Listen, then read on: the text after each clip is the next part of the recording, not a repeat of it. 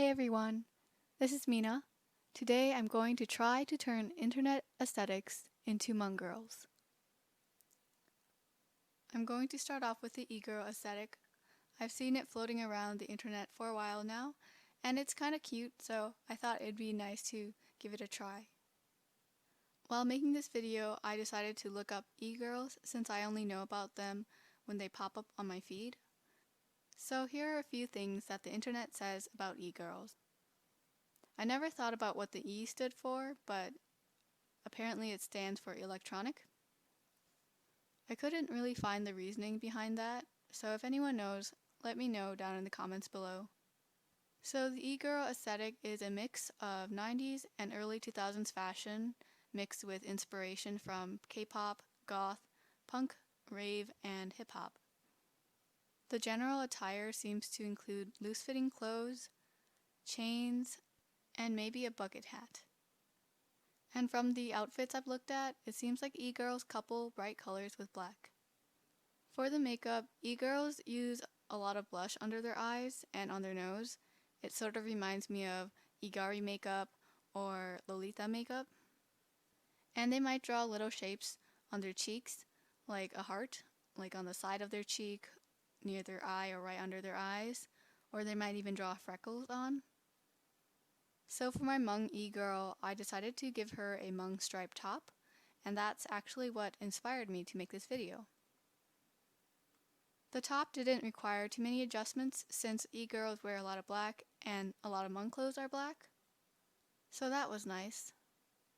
And since e-girls wear chains sometimes with their outfits, I thought it would be super cool to incorporate a Hmong necklace, a sao, with her outfit. Something I forgot to mention is my decision for her skin tone.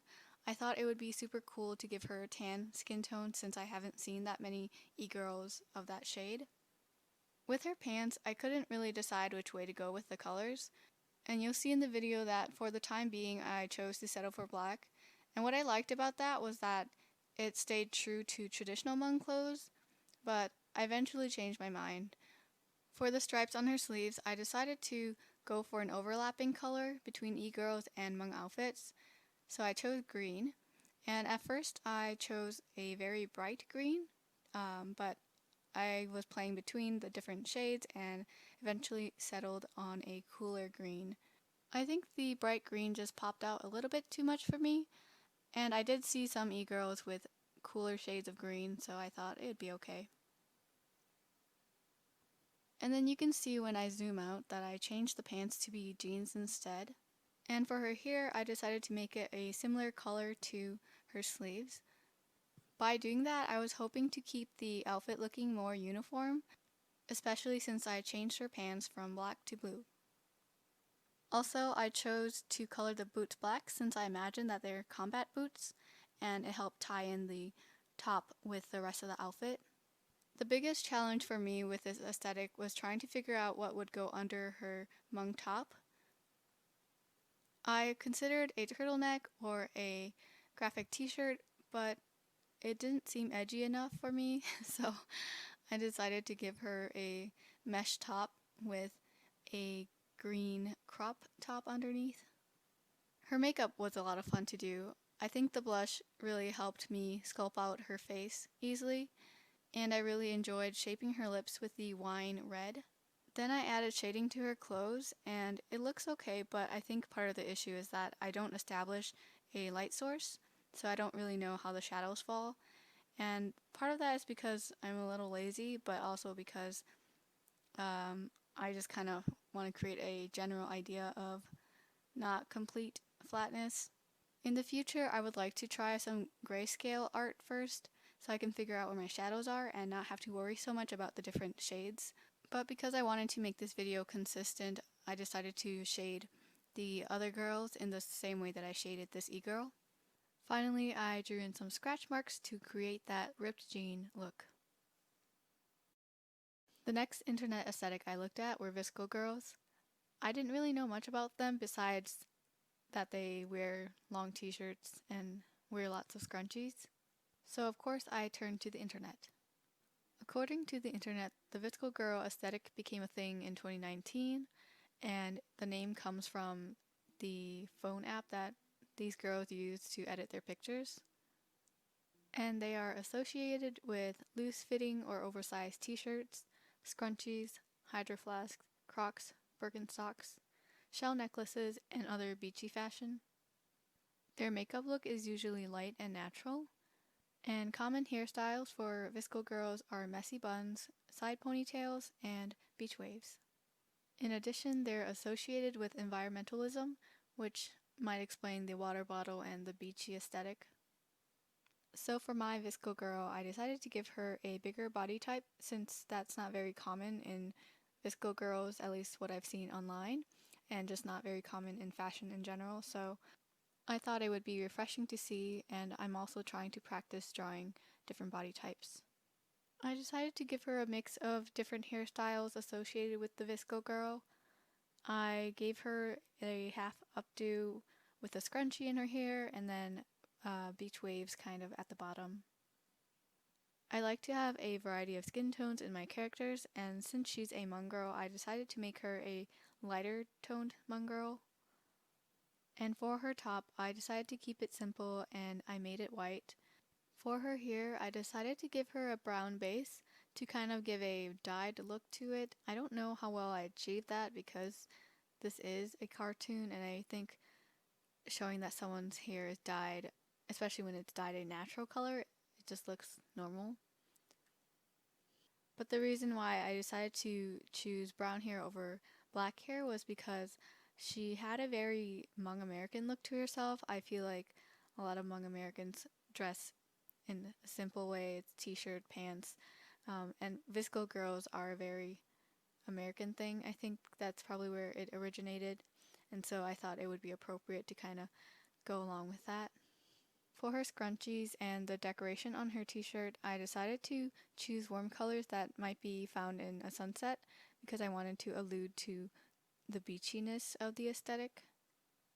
For her eyebrows, I decided to make them darker than her actual hair because I still was trying to see if I could make it look like her hair was dyed brown rather than her hair was naturally brown.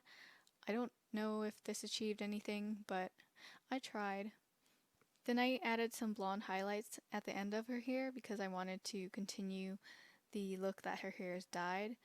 I think it turned out really pretty. I don't know if it looks dyed, but again, I'm still trying. And I changed her mouth because I wasn't really for the open mouth expression. It looked a little too goofy, so I decided to make her mouth closed, and I forgot to film that part, but it's pretty similar to how I did the mouth for the e-girl. And the last thing to add was the shading. I wasn't super happy with how this turned out, mainly because the t-shirt kind of falls funny on her leg. Her leg's supposed to be sticking out, but I'm not quite sure how to draw the tension that the t-shirt has against her leg that's sticking out. I think that's what makes this picture look a little funny. But I hope it's not too distracting for you guys. The last aesthetic I tackled was the cottagecore aesthetic. It's a pretty recent aesthetic. I think it emerged earlier this year with COVID, since people were staying home more and some people were getting into baking and living life a little differently than they normally do. I think what makes cottagecore a little different from the VSCO girl style and the e-girl style is that there's a lifestyle that kind of goes behind it. Let me know though if there is a lifestyle that goes behind being an e-girl or a VSCO girl.